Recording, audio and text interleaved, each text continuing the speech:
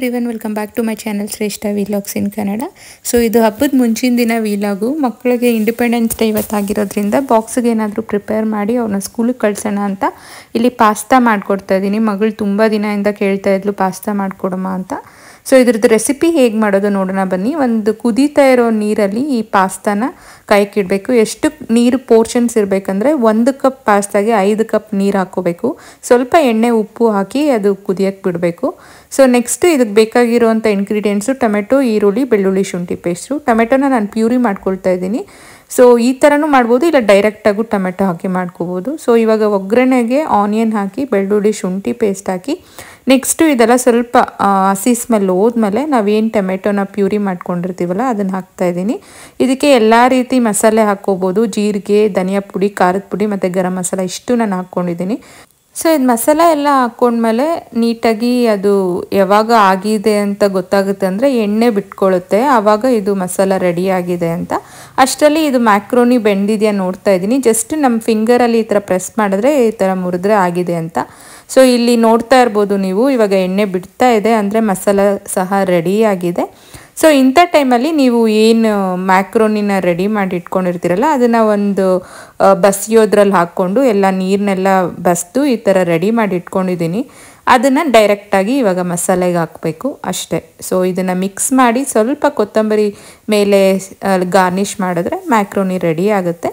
So usually ನಾನು ಈ pasta ಎಲ್ಲ ಸ್ನ್ಯಾಕ್ಸ್ ಥರ ಮಾಡಿಕೊಡ್ತೀನಿ, ಬಾಕ್ಸಿಗೆ ಮಾಡಿಕೊಡಲ್ಲ. ಬಟ್ ಇವತ್ತು ತುಂಬ ಕಂಪೆಲ್ ಮಾಡಿದ್ಲು ನನ್ನ ಮಗಳು ಬೇಕು ಅಂತ, ಅದರಿಂದ ಆಯಿತು ಅಂತ ಇವತ್ತು ಅದನ್ನೇ ಮಾಡಿ ಬಾಕ್ಸ್ಗೂ ಹಾಕ್ಕೊಟ್ಟೆ. ಅಂದರೆ ಅವ್ರ ಸ್ಕೂಲಲ್ಲೆಲ್ಲ ತರ್ತಾರಂತೆ ಮಕ್ಕಳು.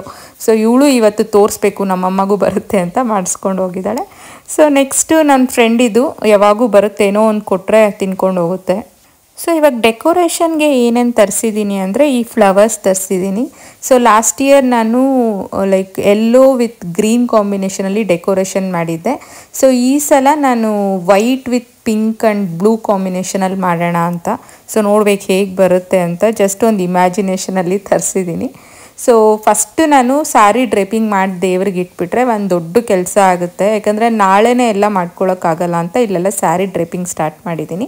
ಫಸ್ಟ್ ಇಲ್ಲಿ ಸ್ಯಾರಿನೆಲ್ಲ ಪ್ಲೀಟ್ಸ್ ಇಟ್ಕೊಳ್ತಾ ಇದ್ದೀನಿ. ಆಲ್ಮೋಸ್ಟ್ 3/4 ಪಾರ್ಟ್ ಆಫ್ ದ ಸ್ಯಾರಿನ ಈ ಥರ ಪ್ಲೀಟ್ಸ್ ಇಟ್ಕೊಂಡು ನೀಟಾಗಿ ಆಫ್ ಪೋರ್ಷನ್ಗೆ ಮಡ್ಚ್ಕೋಬೇಕು. ಸೊ ಮಡ್ಚ್ಕೊಂಡ್ಮೇಲೆ ಇನ್ ರಿಮೈನಿಂಗ್ ಪಾರ್ಟ್ ಏನಿರುತ್ತೆ ಅಲ್ವಾ ಅದನ್ನು ಮಾಮೂಲಿ ಸೆರಗು ಪಾರ್ಟ್ನ ಒಂದು ಸ್ವಲ್ಪ ಜಾಸ್ತಿನೇ ಬಿಟ್ಕೋಬೇಕು. ಸೆರಗು ಪಾರ್ಟು ಅದನ್ನು ಸಹ ಪಿನ್ ಹಾಕಿ ಈ ಥರ ಮಡ್ಚ್ಕೊಳ್ಬೇಕು. ನೀವು ನೋಡ್ತಾ ಇರ್ಬೋದು ನಾನು ಯಾವ ರೀತಿ ಲೈಕ್ ಮಧ್ಯ ಪಾರ್ಟ್ನ ಲೈಕ್ ಪಿನ್ ಮಾಡಿ ಇಟ್ಕೊಂಡಿದ್ದೀನಿ, ಮತ್ತು ರಿಮೈನಿಂಗ್ ಪಾರ್ಟ್ನ ಕೂಡ ಸೆರ್ಗಿಗೆ ನಾವು ಹೆಂಗೆ ಪಿನ್ ಹಾಕಿ ಇಟ್ಕೊಂಡಿರ್ತೀವಲ್ವ ಅಲ್ಲಲ್ಲಿ ಆ ಥರ ಮಾಡಿ ಇಟ್ಕೊಂಡಿದ್ದೀನಿ. ಇದು ಬಂದು ನಾನು ಪ್ರಿಪೇರ್ ಮಾಡ್ಕೊಂಡಿರುವಂಥ ಸ್ಟ್ಯಾಂಡು. ನಮ್ಮ ಮನೇಲಿ ಸ್ಟ್ಯಾಂಡ್ ಇಲ್ಲ. ಸೊ ಮನೇಲಿ ಏನೇನು ಇದೆಯೋ ಅದನ್ನೇ ಒಂದು ಶೇಪ್ ಮಾಡಿ ಈ ಥರ ಮಾಡಿದ್ದೀನಿ. ನೀವು ಒಂದು ಬಿಂದಿಗೆ ಇದ್ದರೆ ಹೆಲ್ಪ್ಫುಲ್ ಆಗುತ್ತೆ. ಬಿಂದಿಗೆ ಮೇಲೆ ಒಂದು ಚೊಂಬು ಕೂಡಿಸಿದ್ರೆ ಅದು ಈಸಿ ಆಗುತ್ತೆ. ಬಟ್ ನಮ್ಮ ಮನೇಲಿ ಬಿಂದಿಗೆ ಇಲ್ಲ. ಸೊ ನಾನು ಈ ಥರ ಮುಂದೆ ಒಂದು ಕೋಲು ಹಿಂದೆ ಒಂದು ಕೋಲು ಕಳ್ಸಿಕೆ ಕಟ್ಟಿ ರೆಡಿ ಮಾಡಿ ಇಟ್ಕೊಂಡಿದ್ದೀನಿ. ಸೊ ನೆಕ್ಸ್ಟು ಇವಾಗ ಬ್ಲೌಸ್ ಪೀಸ್ನ ಕಟ್ ಮಾಡಿಸ್ಕೊಂಬಂದಿದ್ದೆ. ಒಂದೆರಡು ಇದು ನ್ಯೂಸ್ ಪೇಪರ್ ಹಾಕಿ ಈ ಥರ ಮಡ್ಚ್ಕೊಂಡು ರೋಲ್ ಮಾಡಿಕೊಂಡು ಪಿನ್ ಹಾಕ್ಕೋಬೇಕು ಎರಡೂ ಕಡೆ. ಸೊ ನೀವು ನೋಡ್ತಾ ಇರ್ಬೋದು ಎರಡು ಕೈ ಥರ ನಾನು ಇಲ್ಲಿ ಪೇಪರ್ ಹಾಕ್ಕೊಳ್ಳಿಲ್ಲ ಅಂದರೆ ನ್ಯೂಸ್ ಪೇಪರ್ ಅದು ಸ್ಟಿಫ್ ಆಗಿರಲ್ಲ, ಅದಕ್ಕೆ ಪೇಪರ್ ಹಾಕಿ ಸುತ್ತಕೊಂಡು ಈ ಥರ 2 ಸೇಫ್ಟಿ ಪಿನ್ ಮಾಡ್ಕೊಂಡಿದ್ದೀನಿ. ಸೊ ಇವಾಗ ಏನು ನಾನು ಪ್ಲೀಟ್ಸ್ ಮಾಡಿ ಇಟ್ಕೊಂಡಿದ್ನಲ್ಲ ಸ್ಯಾರಿ, ಅದನ್ನು ನೀವು ಸೈಜ್ ನೋಡಿಕೊಂಡು ಬಿಂದಿಗೆ ಇದ್ದರೆ ನೋಡಿ ಅದು ಬಿಂದಿಗೆದು ಕತ್ತತ್ರ ಕಟ್ಕೋಬೇಕು. ನಾನು ಒಂದು ಬಾಕ್ಸ್ ಇಟ್ಕೊಂಡಿದ್ದೀನಿ, ಅದಕ್ಕೆ ಕಟ್ಕೊಂಡೆ. ಸೊ ಇದು ಈ ಹೈಟಿಗೆ ಕೂಡ್ಸೋಣ ಅಂತ. ಅಂದರೆ ನಮ್ಮ ಮನೇಲಿರೋ ಮುಖವಾಡಕ್ಕೆ ಈ ಒಂದು ಸೈಜ್ ಬಾಡಿ ಸೆಟ್ ಆಗುತ್ತೆ. ಸೊ ನೀವು ಉಡ್ಸ್ಬೇಕಾದ್ರೆ ನಿಮ್ಮ ಮನೇಲಿರೋ ದೇವ್ರ ಮುಖವಾಡಕ್ಕೆ ತಕ್ಕಂಗೆ ನೀವು ಬಾಡಿ ಮಾಡಬೇಕು, ಇಲ್ಲ ಆಡಾಗಿರುತ್ತೆ. ಸೊ ಇದು ನಮ್ಮ ಮನೇಲಿರೋ ಮುಖವಾಡಿಗೆ ಕರೆಕ್ಟ್ ಸೈಜ್ ಬಾಡಿ, ಅದಕ್ಕೆ ಈ ಥರ ಕೂಡಿಸ್ತಾ ಇದ್ದೀನಿ ಆ ಹೈಟ್ಗೆ. ಸೊ ನೆಕ್ಸ್ಟು ಈ ಚೊಂಬು ಹಿಂದೆ ಏನು ಕಡ್ಡಿ ಇಟ್ಕೊಂಡಿರ್ತೀನಲ್ಲ ಅದಕ್ಕೆ ಈ ಒಂದು ಬ್ಲೌಸ್ ಪೀಸ್ ನಾನು ಏನು ರೋಲ್ ಮಾಡಿ ಇಟ್ಕೊಂಡಲ್ಲ ಮಧ್ಯ ಪಾರ್ಟ್ನ ಈ ಥರ ಎರಡೂ ಕಡ್ಡಿಗೆ ನೀಟಾಗಿ ಸಿಗಿಸ್ಕೊಂಡು 2 ಕಡೆನೂ ಪಿನ್ ಹಾಕ್ಕೊಳ್ತೀನಿ. ಸೊ ದ ರಿಮೈನಿಂಗ್ ಪಾರ್ಟ್ ಏನಿರುತ್ತಲ್ಲ ಬ್ಲೌಸ್ ಪೀಸು ಅದನ್ನು ಈ ಥರ ಮುಂದಕ್ಕೆ ಹಾಕಿ ಕಟ್ಬಿಟ್ರೆ ನೀಟಾಗಿ ಅದು ಸ್ಟಿಫಾಗಿ ಕೂತ್ಕೊಳ್ಳುತ್ತೆ. ಸೊ ನೀವು ಬೇಕಾದರೆ ಇನ್ನು ಸ್ವಲ್ಪ ಬಟ್ಟೆ ಸಹ ಒಳಗೆ ಸೇರಿಸ್ಕೋಬೋದು. ನಾನು ಇಷ್ಟೇ ಸಾಕು, ಹೆಂಗೂ ಅದ್ರ ಮೇಲೆ ಒಡವೆ ಎಲ್ಲ ಹಾಕ್ತೀನಲ್ವ, ಅದಕ್ಕೆ ಸುಮ್ಮನೆ ಆಗಿದ್ದೀನಿ. ಸೊ ನೆಕ್ಸ್ಟ್ ಈ ಶೇಪಲ್ಲಿ 2 ಕೈನ ಮಾಡ್ಕೊಳ್ತಾ ಇದ್ದೀನಿ. ಅಂದರೆ ಒಂದು ಪಿನ್ ತಗೊಂಡು ಈ ಥರ ಮಡಚಿ 2 ಕೈನ ರೆಡಿ ಮಾಡಿಕೊಂಡ್ರೆ ದೇವ್ರಿಗೆ ಆಲ್ಮೋಸ್ಟ್ ನೀವೇನ ಕೈ ಕಾಲು ಇಂಥದ್ದೆಲ್ಲ ರೆಡಿಮೇಡ್ ತೊಗೊಂಡಿಲ್ಲ ಅಂದ್ರೂ ಇದೊಂಥರ ಕೈ ಥರನೇ ಶೇಪ್ ಇರುತ್ತೆ. ಇಲ್ಲಾಂದರೆ ನೀವು ಅದು ತೊಗೊಂಡಿದ್ರೂ 4 ಕೈಯೂ ಇರುತ್ತಲ್ವ ದೇವ್ರುಗಳಿಗೆ, ಆ ಥರನೂ ಇಟ್ಕೋಬೋದು. ಸೊ ಈ ಥರ ಮಾಡೋದ್ರಿಂದ ಏನಂದರೆ ಈ 2 ಕೈಯಲ್ಲಿ ದೇವ್ರಿಗೆ ಹೆಂಗೆ ಹಿಂದೆ 2 ತಾವರೆ ಹೂವು ಇರುತ್ತೋ, ನಾನು ಆ ಥರ ಮಾಡೋಕ್ಕೋಸ್ಕರ ಈ ಥರ ಹಿಂದೆ ಕೂಡ 2 ಕೈ ಥರ ಈ ಬ್ಲೌಸ್ ಪೀಸ್ ಯೂಸ್ ಮಾಡ್ಕೊಂಡಿದ್ದೀನಿ. ಸೊ ನೆಕ್ಸ್ಟು ಈ ಸೆರಗು ಏನು ಇರುತ್ತಲ್ವ ಅದನ್ನು ಈ ಥರ ಮಾಮೂಲಿ ಲೈಕ್ ಯೂಶ್ವಲಿ ಹೆಂಗೆ ಸೀರೆ ನಾವು ಉಟ್ಕೊಳ್ತೀವೋ ಅದೇ ಥರ, ಆದರೆ ಈ ಸೆರಗು ಪಾರ್ಟ್ನ ಮುಂದೆ ಬಿಟ್ಟರೆ ಅದೊಂಥರ ಶೇಪ್ ಚೆನ್ನಾಗಿ ಇರುತ್ತೆ.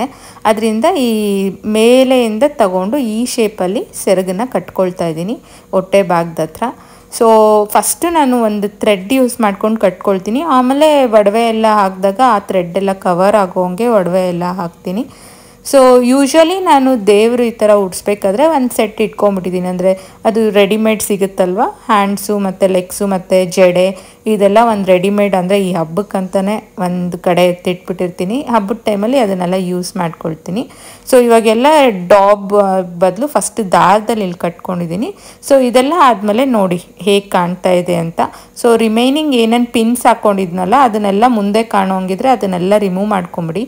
ಸೊ ನೀವು ನೋಡ್ತಾ ಇರ್ಬೋದು ಇವಾಗ ಹೇಗೆ ಕಾಣ್ತಾ ಇದೆ ಅಂತ. ಸೊ ಇವಾಗೇ ಒಂಥರ ಲಕ್ಷ್ಮಿ ಶೇಪ್ ಬಂದುಬಿಟ್ಟಿದೆ, ಇನ್ನೂ ಅಲಂಕಾರ ಎಲ್ಲ ಮಾಡಿದ್ರೆ ಇನ್ನೂ ಚೆನ್ನಾಗಿರುತ್ತೆ. ಸೊ ಇವಾಗ ನಾನು ಏನು ಆರ್ಟಿಫಿಷಿಯಲ್ ಹ್ಯಾಂಡ್ಸ್ನ ತೊಗೊಂಡಿದ್ನಲ್ವ ರೆಡಿಮೇಡು, ಅದನ್ನೆಲ್ಲ ಕೋಲಿಗೆ ಕಟ್ಕೊಳ್ತಾ ಇದ್ದೀನಿ. ಇದೇ ರೀಸನ್ನು, ಹಿಂದೆ ಕೋಲ್ ಏನಕ್ಕೆ ಅಂದರೆ ಹ್ಯಾಂಡ್ಸ್ನ ಫಿಟ್ ಮಾಡೋಕ್ಕೆ ಮತ್ತು ಏನಾದರೂ ಅಲಂಕಾರಕ್ಕೆ ಯೂಸ್ ಆಗುತ್ತೆ ಅಂತ ಆ ಒಂದು ಕೋಲ್ನ ಕಟ್ಕೊಳ್ಳೋದು. ಸೊ ಇವಾಗ 2 ಹ್ಯಾಂಡ್ಸ್ನ ಮತ್ತು ಜಡೆನ ಅದಕ್ಕೆ ಕಟ್ಕೊಳ್ತೀನಿ. ಸೊ ನೆಕ್ಸ್ಟು ಇವಾಗ ಕಾಲೇನಿದೆಯಲ್ವ ಅದು ಮುಂದೆ ಏನಕ್ಕೆ ಆ ಕೋಲ್ನ ಕಟ್ಕೊಂಡಿದ್ವಿ ಅಂದರೆ ಈ ಲೆಗ್ಸ್ನ ಫಿಟ್ ಮಾಡ್ಕೊಳ್ಳೋಕ್ಕೆ, ನಿಮ್ಗೆ ಗೊತ್ತಾಗ್ತಾ ಇರ್ಬೋದು ನೋಡ್ತಾ ಇದ್ರೆ. ಸೊ ಇವಾಗ 2 ಕಡೆ ಆ ಕೋಲ್ಗೆ ಆ ಒಂದು ಲೆಗ್ಸ್ನ ಕಟ್ಕೊಳ್ತಾ ಇದ್ದೀನಿ. ಸೊ ನೆಕ್ಸ್ಟು ಒಂದು ಪಾರ್ಟ್ ಆಫ್ ದ ಸ್ಯಾರಿನ ಒಂದು ಪಿನ್ ಹಾಕಿ ಅದು ಕಾಲು ಶೇಪ್ ನೀಟಾಗಿ ಕಾಣೋಂಗೆ ಅಲ್ಲೊಂದು ಪಿನ್ ಹಾಕ್ಕೊಂಡ್ರೆ ಸ್ಯಾರಿ ನೋಡಿ ಡ್ರೇಪಿಂಗ್ ರೆಡಿ ಆಯಿತು. ಲಾಸ್ಟಿಗೆ ಇಲ್ಲಿ ಜಡೆನ ಫಿಕ್ಸ್ ಮಾಡ್ತಾ ಇದ್ದೀನಿ. ಜಡೆನೂ ಸಹ ಆ ಕೋಲ್ಗೆ ಕಟ್ಕೊಂಬಿಟ್ರೆ ಫೈನಲ್ ಆಗಿ ಈ ಥರ ಕಾಣುತ್ತೆ ನೋಡಿ. ಸಿಂಪಲ್ಲಾಗಿ ಯಾವ ರೀತಿ ಲಕ್ಷ್ಮಿಗೆ ಸ್ಯಾರಿ ಡ್ರೇಪಿಂಗ್ ನೋಡ್ಕೊಂಡ್ರಲ್ಲ, ಇವಾಗ ಅದಕ್ಕೆ ಬ್ಯಾಕ್ ಗ್ರೌಂಡ್ ಡೆಕೋರೇಷನ್ ಯಾವ ರೀತಿ ಮಾಡಿದ್ದೆ ಅಂತ ನೋಡೋಣ ಬನ್ನಿ. ಸೊ ನಿಮ್ಗೇನಾದರೂ ಪ್ಲೇನ್ ಗೋಡೆ ಇದ್ದರೆ ನೀವು ಅದಕ್ಕೆ ಬ್ಯಾಕ್ ಗ್ರೌಂಡ್ ಡೆಕೋರೇಷನ್ ಮಾಡ್ಕೋಬೋದು. ಬಟ್ ನಮ್ಮದ್ರಲ್ಲಿ ಆ ಥರ ಆಪ್ಷನ್ ಇಲ್ಲ, ಯಾವುದು ಪ್ಲೇನ್ ಗೋಡೆ ಇಲ್ಲ. ಅದರಿಂದ ನಾನು ಈ ಥರ ಒಂದು ಸ್ಟ್ಯಾಂಡ್ ತೊಗೊಂಡು ಅದಕ್ಕೆ ಈ ಥರ ಬೀಡ್ಸ್ ಕರ್ಟನ್ಸ್ ಹಾಕ್ಕೊಂಡಿದ್ದೀನಿ. ಸೊ ಇದು ಒಂದು ಆಲ್ರೆಡಿ ನಾನು ಯಾವುದೋ ಒಂದು ಬರ್ಡೇಗೆ ತೊಗೊಂಡಿದ್ದಂಥ ಬೀಡ್ಸ್ ಕರ್ಟನ್ಸು, ಅದನ್ನು ಇಲ್ಲಿ ಯೂಸ್ ಮಾಡ್ತಾಯಿದ್ದೀನಿ. ಮತ್ತು back drop plain blue colour curtain ತೊಗೊಂಡಿದ್ದೀನಿ. ಅಂದರೆ ಬ್ಯಾಕ್ ಡ್ರಾಪ್ ಅಂತಲೇ ಸಿಗುತ್ತೆ ನಿಮಗೆ ಅಮೆಝಾನಲ್ಲಿ, ಈ ಫೋಟೋ ಸ್ಟುಡಿಯೋಸ್ ಎಲ್ಲ ಯೂಸ್ ಮಾಡ್ತಾರಲ್ವ ಅದೇ ಬ್ಯಾಕ್ ಡ್ರಾಪ್ ಕ್ಲಾತ್ ಅದು. ಸೊ ನೆಕ್ಸ್ಟ್ ಈ ಫ್ಲವರ್ಸ್ನ ಅದ್ರ ಮೇಲೆ ಜಸ್ಟ್ ಸೇಫ್ಟಿ ಪಿನ್ಸ್ ಯೂಸ್ ಮಾಡಿಕೊಂಡು ಎಲ್ಲಿ ಬೇಕೋ ಆ ಥರ ಪಿನ್ ಮಾಡಿಕೊಂಡು ಲಕ್ಷ್ಮಿಗೆ ಮಧ್ಯದಲ್ಲಿ ಕಾಣೋಂಗೆ ಸೈಡ್ಸಿಗೆ ಮಾತ್ರ ಡೆಕೋರೇಷನ್ ಮಾಡ್ಕೋಬೇಕು. ಸೊ ಈ ರೀತಿ ಮಾಡಿದ್ದೀನಿ. ಸೊ ಜಸ್ಟ್ ಸೇಫ್ಟಿ ಪಿನ್ಸ್ ಹಾಕಿ ಪಿನ್ ಮಾಡಿದ್ದೀನಿ ಅಷ್ಟೇ. ಸೊ ತುಂಬಾ ಈಸಿ, ಬೇಗನೂ ಆಗುತ್ತೆ, ಬಟ್ ರಿಚ್ ಆಗಿ ಕಾಣುತ್ತೆ. ಫೈನಲಿ ಎಲ್ಲ ಮುಗ್ದಿದೆ ಇವಾಗ, ಬ್ಯಾಕ್ ಗ್ರೌಂಡ್ ಡೆಕೋರೇಷನ್ನು ಮತ್ತು ಲಕ್ಷ್ಮಿನೂ ಆಗಿದೆ. ಸೊ ಇವಾಗ ನೆಕ್ಸ್ಟು ಎಲ್ಲ ಸೈಡ್ಗೆ ಡೆಕೋರೇಷನ್ಸ್ಗೆ ಬೆಳ್ಳಿ ದೀಪಗಳು ಎಲ್ಲ ರೆಡಿ ಮಾಡ್ಕೊಳ್ತಾ ಇದ್ದೀನಿ, ತಟ್ಟೆಗಳು ಎಲ್ಲ. ಸೊ ಇದೆಲ್ಲ ಆಗೋಷ್ಟರಲ್ಲಿ ಆಲ್ಮೋಸ್ಟ್ ನೈಟೇ ಆಗೋಗಿದೆ. ಸೊ ನಾನೇನು ಮನೇಲಿ ತಿಂಡಿ ಮಾಡಿರ್ತೀನಲ್ವ ಯೂಶ್ವಲಿ ನಾನು ಅದನ್ನೇ ನೈವೇದ್ಯಕ್ಕೆ ಇರ್ತೀನಿ. ಔಟ್ಸೈಡಿಂದ ಏನೂ ತರಲ್ಲ ನಾನು, ಜಸ್ಟ್ ಫ್ರೂಟ್ಸ್ ಬಿಟ್ಟರೆ. ಸೊ ನಾವೇ ಮಾಡಿ ಇಡೋದ್ರಿಂದ ಅದು ತುಂಬ ಒಳ್ಳೆಯದು ಅಂತ ಹೇಳ್ತಾರೆ, ಅಂದರೆ ಮಡಿಯಲ್ಲಿ ಮಾಡಿರ್ತೀವಲ್ವ ಆ ರೀಸನಿಂದ. ಸೊ ಇಲ್ಲಿ ನಾನು 5 ಥರ ಮಾಡಿರೋದನ್ನು ಈ ಥರ ನೀಟಾಗಿ ಪ್ಲೇಟ್ಸಲ್ಲೆಲ್ಲ ಜೋಡಿಸಿ ಇವತ್ತೇ ಇಟ್ಕೊಂಬಿಟ್ರೆ ನೈಟು ನಾಳೆ ಬೆಳಗ್ಗೆ ಪೂಜೆ ಮಾಡ್ಕೊಳ್ಳೋಕ್ಕೆ ತುಂಬ ಈಸಿ ಆಗುತ್ತೆ. ಸೊ ಇಷ್ಟು ಮಾಡೋಷ್ಟರಲ್ಲಿ ಅಮ್ಮ ಮನೆಯಿಂದ ಫೋನ್ ಬಂತು, ನನಗೂ ಸ್ವಲ್ಪ ಬಂದು ಹೆಲ್ಪ್ ಮಾಡು ಅಂತ. ಪಾಪ ಅಮ್ಮಗೆ ಇವತ್ತು ವರ್ಕಿಂಗ್ ಇಂಡಿಪೆಂಡೆನ್ಸ್ ಡೇ ದಿನ ಆಗಿರೋದ್ರಿಂದ ಅಮ್ಮಗೆ ಟೈಮ್ ಆಗಿರಲಿಲ್ಲ ಎಲ್ಲ ಮಾಡ್ಕೊಳ್ಳೋಕ್ಕೆ. ಅದಕ್ಕೆ ನಾನು ಹೋಗಿ ಇವಾಗ ಹೆಲ್ಪ್ ಮಾಡ್ತಾಯಿದ್ದೀನಿ. ಅಪ್ಪ ಈ ಥರ ರೆಡಿಮೇಡ್ ಆರ್ಚ್ ತಂದಿದ್ರು ಮತ್ತು ಈ ಥರ ಪ್ಲೇಟ್ಸ್ ಎಲ್ಲ ಆಲ್ರೆಡಿ ಅರೇಂಜ್ ಮಾಡಿದರು. ನಾನು ಜಸ್ಟ್ ಮುಖವಾಡಕ್ಕೆ ಡೆಕೋರೇಷನ್ ಎಲ್ಲ ಮಾಡಿ ನೆಕ್ಸ್ಟು ಅದೊಂಥರ ಸ್ಟೆಪ್ಸ್ ಥರ ಕೂಡಿಸ್ಕೊಡು ಅಂದರು. ಅದರಿಂದ ಅದಕ್ಕೆ ಏನೇನು ಬೇಕೋ ಅರೇಂಜ್ಮೆಂಟ್ಸ್ ಅದೆಲ್ಲ ಮಾಡಿಕೊಟ್ಟು ಅಮ್ಮಗೆ ಎಲ್ಲ ತೋರಿಸ್ಕೊಟ್ಟು ಬಂದೆ. ಈ ಥರ ಎಲ್ಲ ಮುಖವಾಡ ಬೆಳಗ್ಗೆಗೆ ಇಟ್ಟು ಪೂಜೆ ಮಾಡ್ಕೊ ಅಂತ.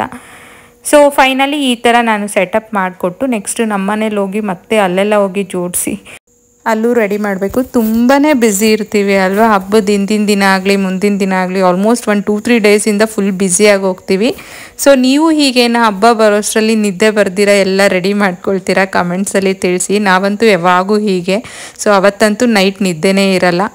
ಸೊ ಫೈನಲಿ ನಮ್ಮ ಮನೆಗೆ ಬಂದು ನಾನು ಫುಲ್ ಎಲ್ಲ ಡೆಕೋರೇಷನ್ಸ್ ಏನೇನು ಬೇಕೋ ರೆಡಿ ಎಲ್ಲ ಮಾಡಿಟ್ಟು ಬೆಳಗ್ಗೆ ಪೂಜೆ ಅಷ್ಟೇ ಮಾಡಬೇಕು ಆ ಥರ ರೆಡಿ ಮಾಡಿ ಇಟ್ಬಿಟ್ಟೆ. ಸೊ ನಿಮಗೆಲ್ಲ ಈ ವಿಲಾಗ್ ಇಷ್ಟ ಆಯಿತು ಮತ್ತು ಯೂಸ್ಫುಲ್ ಆಯಿತು ಅಂತ ಭಾವಿಸ್ತಾ ಇದ್ದೀನಿ. ಕೊನೆ ತನಕ ನೋಡ್ತಾ ಇರೋ ನಿಮ್ಮೆಲ್ಲರಿಗೂ ಥ್ಯಾಂಕ್ಸ್ ಹೇಳ್ತಾ, ಯಾರೆಲ್ಲ ಇನ್ನೂ ನನ್ನ ಚಾನಲ್ಗೆ ಸಬ್ಸ್ಕ್ರೈಬ್ ಮಾಡ್ಕೊಳ್ದಿರಾ ನೋಡ್ತಾ ಇದ್ದೀರಾ, ಇಲ್ಲ ಫಸ್ಟ್ ಟೈಮ್ ವ್ಯೂವರ್ಸ್ ಆದರೆ ದಯವಿಟ್ಟು ಸಬ್ಸ್ಕ್ರೈಬ್ ಮಾಡ್ಕೊಳ್ಳಿ ಅಂತ ಹೇಳ್ತಾ ಈ ವಿಲಾಗ್ನ ನಾನು ಇಲ್ಲಿಗೆ ಮುಗಿಸ್ತಾ ಇದ್ದೀನಿ. ಮತ್ತೆ ಸಿಗೋಣ.